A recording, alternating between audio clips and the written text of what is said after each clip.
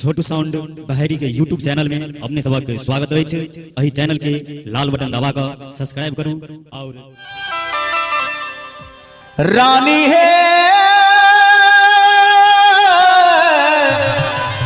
हे सुलोचना सासू से अरजिया करथी नहरनिया सासू से अरजिया करथी नहे सासू जी है सापा नहे देखो लिए बरया जगू तसे लंका लंका गढ़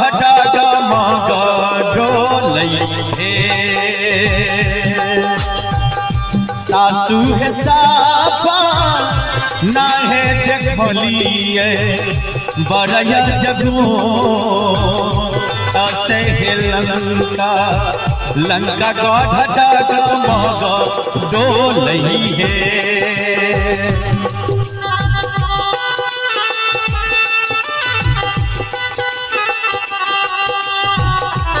बाबा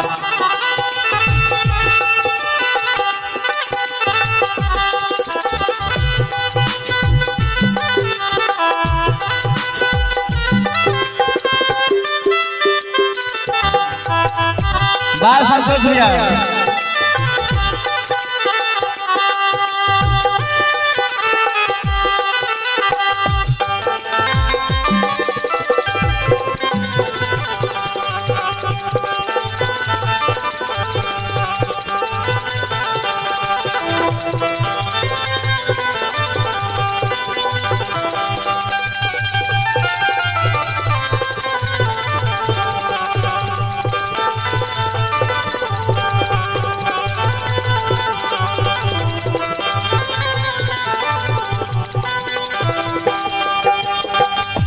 अवधन गड़िया से अवधन गड़िया से अइले दुई माँ लगा है सासू माँ एक सामरिये का गोरहिला गई एक सामरिये का गोर ला गई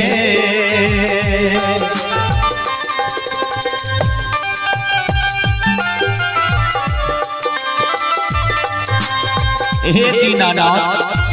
हे भगवान जय हो जय हो।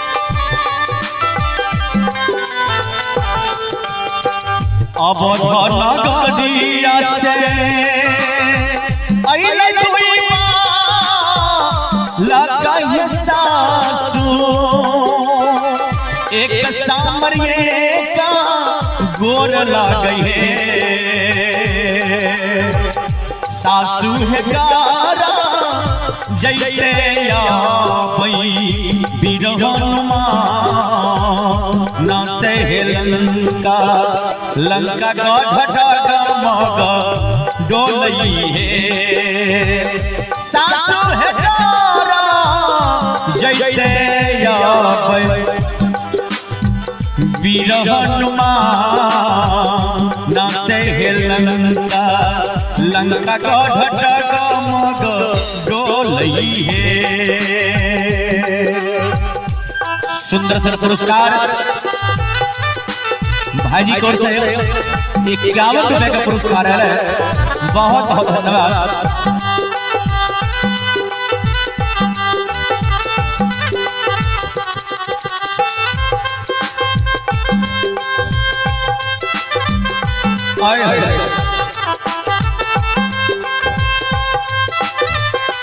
जय हो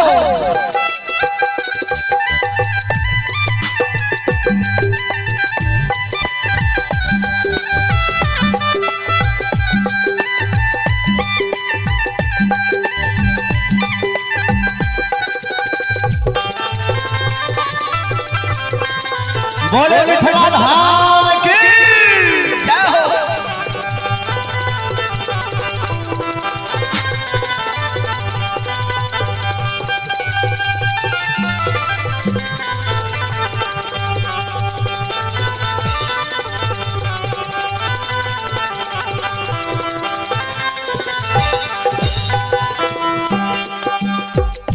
होते पराता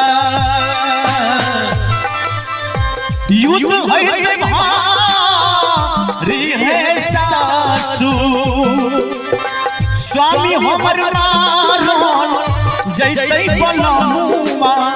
पिया हमर मारन जैते सजनामा राजा हमर मारन जैते नहीं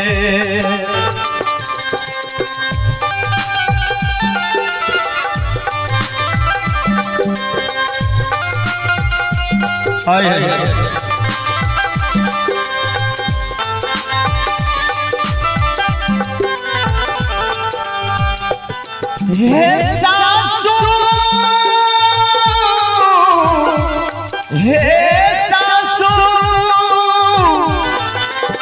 स्वामी हमर मारल जैते बनमुआ पिया हमर मारल जैते नहीं